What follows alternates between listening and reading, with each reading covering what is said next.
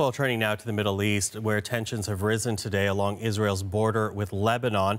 The Israeli military has begun an operation targeting Hezbollah, specifically a series of tunnels which it claims the militant group planned to use to launch attacks. For more, let's turn now to reporter Rebecca Collard. She's in Beirut. So, Rebecca, tell us more about this claim that we're hearing from Israel and its new operation along the Lebanon border. Well, Michael, as you just said, Israel says that there is a network of tunnels underneath the Lebanese-Israeli border, and that these tunnels were built by Hezbollah, and that's the Lebanese militant group, which is backed, of course, by Iran.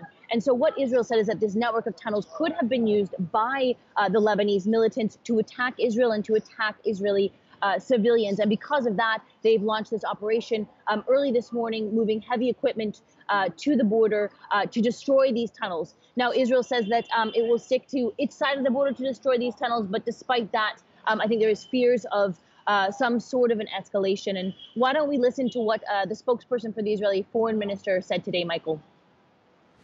We certainly hope that no one will use this as a pretext in order to provoke us. If we are provoked, we will certainly react. Israel will do all it takes in order to protect its citizens and its territory.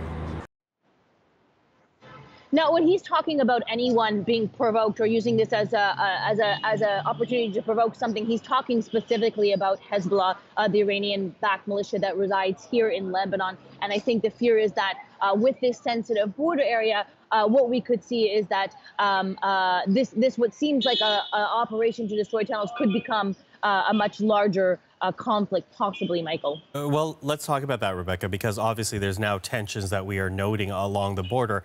Could this escalate into a possible conflict? What are we watching out for here? Exactly, Michael, and I think that is really the key question. Since 2006, when Israel and Hezbollah fought this month-long war that killed more than 1,000 people, the border has been relatively quiet. We've seen some cross-border skirmishes and a lot of rhetoric from both sides, both from Israel and from Hezbollah.